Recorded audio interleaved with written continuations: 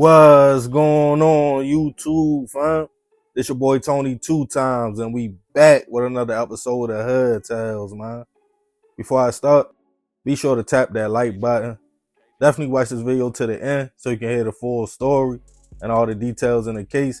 For my day one fam, y'all already know it's all love. Thanks for tuning back into another episode. If you're new to the channel and you're feeling the content, feel free to subscribe. Definitely hit the notification bell so you can be notified every time we drop a new video. Oh yeah, feel free to share the channel with your peoples. Everybody is welcome. With that being said, let's get right into the story. When you are single and out here mingling, it can be a fun time in life. Dating, seeing what's out there, no strings attached, just getting to know a person, going with the flow and off the vibes. Some people are cool with it being just like that. They rather stay single and live life without the responsibility of being in a serious relationship and what comes with that. But for people that's dating with intentions, looking for a life partner and somebody to eventually settle down with, the older you get, the more trickier it becomes. It's different when you get to your late 20s and 30s because more than likely you will have to accept some kind of baggage from your partner. Whether they have a child and they co-parent with their baby mother or baby father, or sometimes it gets deep. They could have been married, going through a messy divorce, but a lot of people feel like the past is the past and anything before me doesn't matter. In theory, that sounds real good, depending on the situation. Once we choose to lock in with somebody on a serious tip, what most people don't realize, their problems become your problems. Their past could pop up in your future, like a crazy ex or somebody who just doesn't want to see them happy. While some feel like they want to fight for love and they will be by your side no matter what, but to what extent? And is that really fair to the next man or woman? I know we are all grown and people make their own decisions, what they want to do, put up with, and probably think to themselves when dealing with a partner's crazy ex or baggage, this will pass and things will flow as time goes on. But in some cases, time doesn't heal. It makes things worse. And on this episode of Hood Tales, we'll be taking it right outside of Houston to Missouri City, Texas, to discuss the case of a man's run-in with his girlfriend's ex-husband that took a fatal turn. Back in 2020, 28-year-old Martez Hurt had made a decent life for himself. Originally from the trenches of Washington, D.C., the man realized early on he had to make a better life for himself and his family. After losing friends to the streets at a young age, Martez worked hard and locked in on getting a good education, which led to him getting a grant to go to FAMU, or Florida A&M University. While there, he met a few good people, and after a few years of having fun, he zoned in on business. He started his own clothing brand, in which he called it Boss, or Built on Success. Also, Martez would tap into his musical side, becoming a rapper that went by the name Money Making Martez. He was grinding to make a name for himself, and it worked. The music and clothing line picked up, but Martez had more professional dreams as well and stayed focused on his studies, with dreams of one day becoming a lawyer.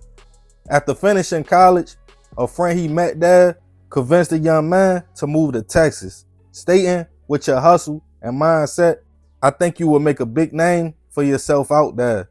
So taking his best friend's advice, he did. His homie was right. The music scene was on point, and Martez had even stacked up enough bread for a storefront. His dreams was coming true. He was traveling, rubbing shoulders with successful people, and also had found himself feeling a woman he had met in Texas, who we will call Bridget for the sake of the story.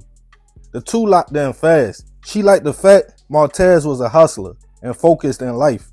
She herself had made a decent way also.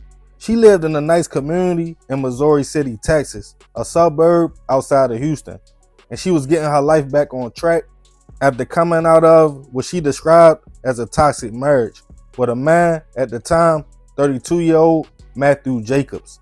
The two had kids together, but she told Martez they were divorced, and Matthew used to put hands on her and try to control her.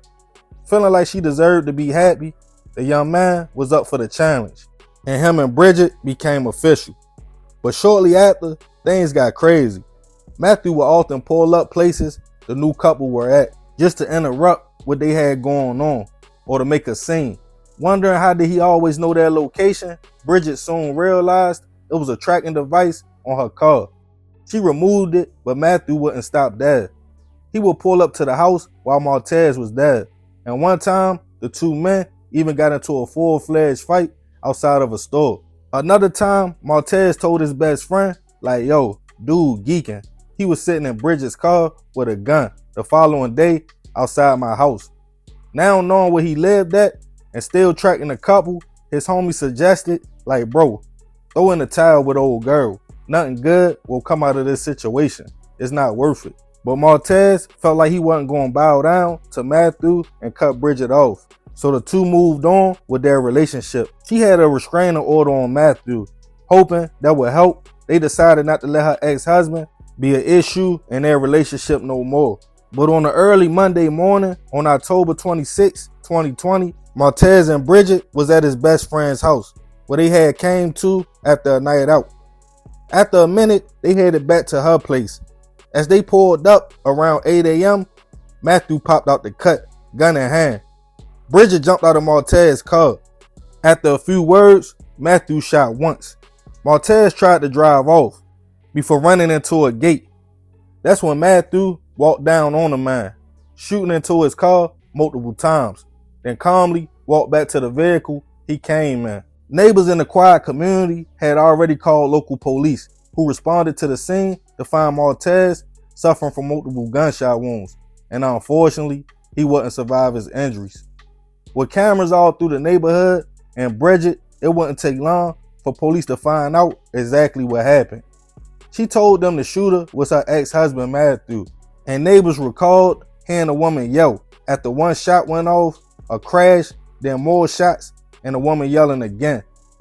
The Ring cameras in the area caught everything. It showed Matthew pull up in the neighborhood, sit and wait for Bridget and Martez to pull up before hopping out, confronting them, shooting Martez, and simply just walking off. Martez's best friend arrived to the scene and was hurt, stating he had just left his house. He couldn't believe he was gone, especially due to the situation, in which he told him to leave Bridget alone. But now a hunt was on for Matthew. It wouldn't last long though. Once the story hit the news, he went to the local police station and turned himself in. He was charged with first-degree hit. As the news made its way to DC to Martez's family, they were devastated. They stated the young man left DC for a better life, just for it to be cut short. They raised money to get him flew back home to be buried in his city. It's not clear how the court proceedings played out, but I was able to find information on how much time Matthew received. Surprisingly, his charges was dropped to manslaughter, and in 2022, he received a 12-year prison sentence and is scheduled to mandatory out in October of 2032, but is eligible for parole next year. Rest in peace to Martez. I send my prayers and condolences to his family. Whole life ahead of him, getting money, successful, and to lose your life to a jealous ex is crazy. And bro only getting 12 years is even wilder. I can't put this one on a woman though, because Martez knew exactly what he was signing up for. Matthew pulled up multiple times, they even fought. He could have easily been like, baby girl, this your problem, I'm done. But he chose to stay, even against his people's advice. Matthew, like many others, hated to see the person he once thought he was going to spend the rest of his life with move on. Even though he only got 12 years, in my humble opinion, one day in jail is too long to crash out over somebody who doesn't want you no more. Girlfriend, wife, baby mother, it doesn't matter. It's too many women out here. But I want to end this one with some questions. Do you think you should be willing to take on somebody else's baggage, problems, and deal with their past in a new relationship? Or do you feel like they should get their situation under control before they even move on? And have you ever dealt with a similar situation, dealing with somebody with a crazy ex? Or was you once the crazy ex? Let me know in the comments. And remember, we got to succeed, not to fail, so we won't be just another hood tale. Yeah, man, crazy story. Rest in peace to that young man. I definitely send my prayers to his family. But I ain't gonna talk too much more about this one. I appreciate you if you made it to the end. Y'all already know it's all love, fam. It's your boy Tony 2 times. It's another episode of Hood Tales. I'm out.